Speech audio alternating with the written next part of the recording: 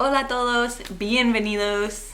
Hola, welcome to the jungle. In this video, we're going to talk about how Tomas learned English. Did I learn? Yeah. Okay. As a Nicaraguan Spanish speaker learning English, he didn't know anything when we first met, and now he's pretty much, I'd say he's pretty much fluent now. Well, I need to learn a lot more, but... Well, there's always more to learn.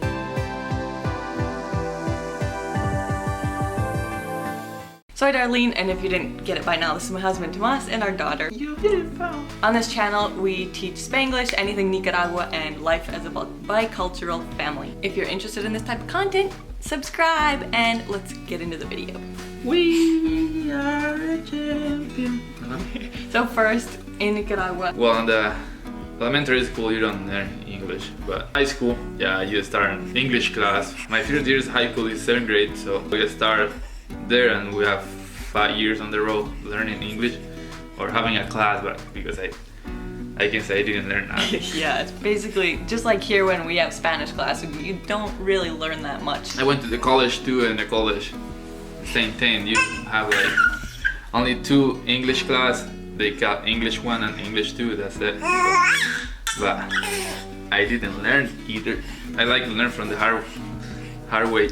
After we got married, he started going to an English class in Managua, which is a pretty good English class, I think. Yeah, I think I learned some other, but really different, basic and stuff like that. Compared to like here, it's every Saturday or once a week.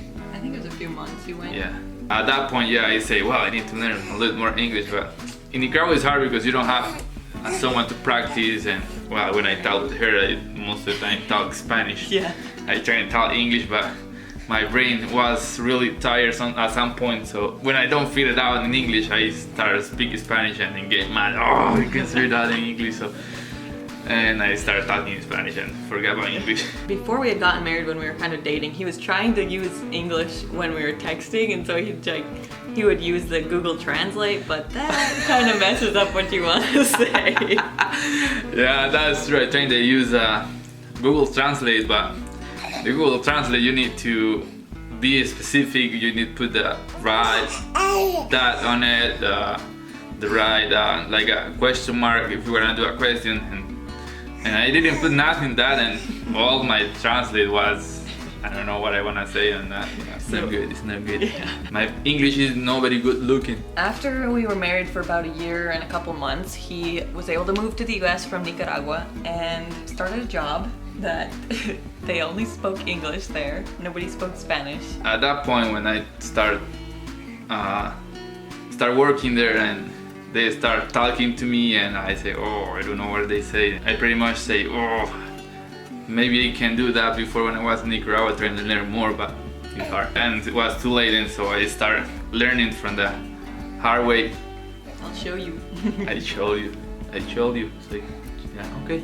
So one of the funny thing before I learned English was work. Every Monday we have a meeting, so my manager start talking about, I don't know what, I don't know where.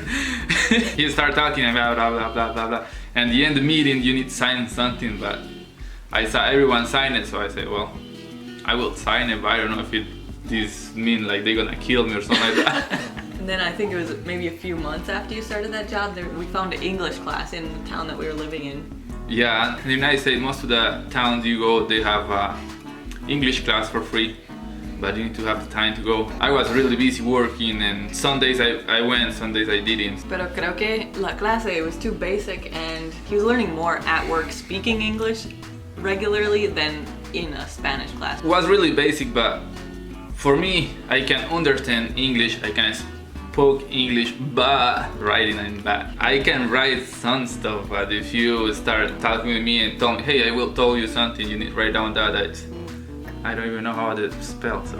Speaking of which, don't try to do that. We're gonna do a video on, I have to come up with words that I think he can't spell in English, and then he has to try to spell them, so. I know how they sound, but I don't know how they spell. So, here we go! About learning English, you will have a really hard time when you are around a lot of people and they start talking together and you there, and one start talking and the other one, you go like this, jump that one, this one, At one point my brain started getting really tired and say, oh, I can understand no more, I can do it here. So I moved out there, and yeah, it was hard for me that part because everyone want to talk with me and know about me, but I don't know what I want to say. So that was a hard part. When you are at that point, that means you're learning because your brain start thinking in English and start processing all the words. Yeah, it's hard more when you talk with 5, 6, 7, 8 people. A lot of times too, he would come home from work, he'd just have a headache from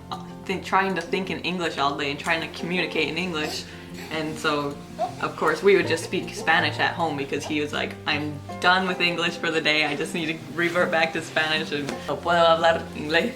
Ni una palabra más hoy. At that time, yeah, si me decía una palabra en inglés, no sabía ni qué me quería dar a entender. If I know what is the word, if I understand, but my brain was tired. The other part of the process is when you start thinking in English, that means, yeah, you're getting better because your brain start working in another language.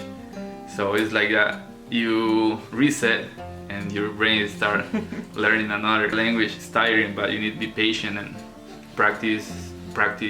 More you practice, more you learn. Oh yeah, so also you had put your phone in English a couple times, right? Yeah, that's funny too because I put my phone on English, but sometimes I need trying to figure out something. Some point I say, oh no, I can't do it in English, so I switched to Spanish and I did and figured out how it is. After I did whatever I want to do, I switched again to that English, so I was cheating. Then I think when you got a new phone, lo pusiste en español y después al rato you put it back in English.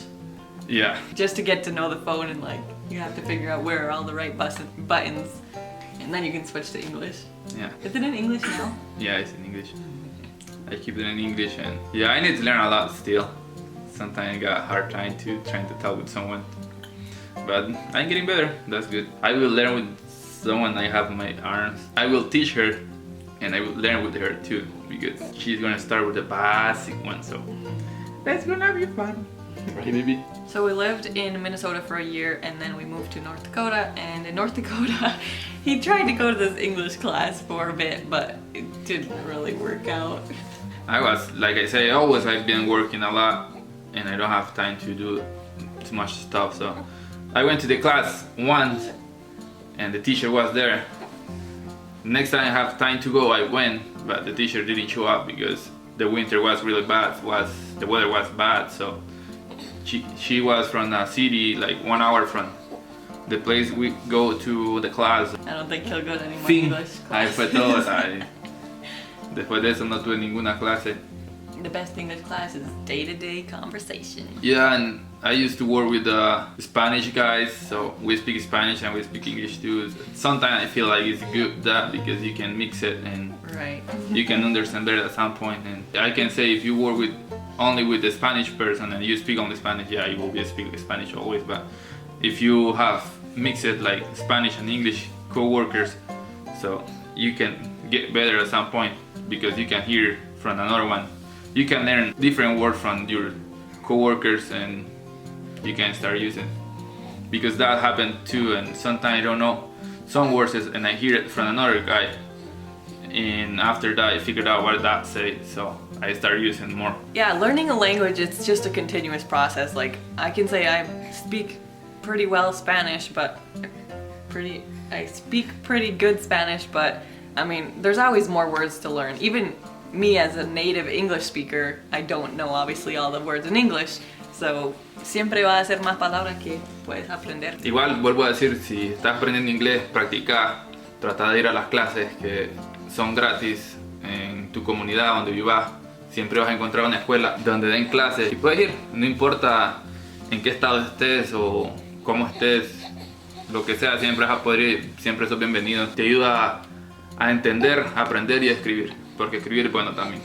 Yo soy malo escribiendo. Hoy mi pregunta es, have you ever been in a situation where you didn't speak the language and you couldn't communicate what you wanted to say? Comment below. We're really interested to hear your experiences. Yeah, and that was my process to learn English. Thanks for watching. I hope you enjoyed this video. Comment, like the video if you liked it, subscribe for more, share with somebody who you think might enjoy the story, and It really, really, really helps support my channel more than you might ever know. And we'll see you next time. See ya. Bye bye. What's that?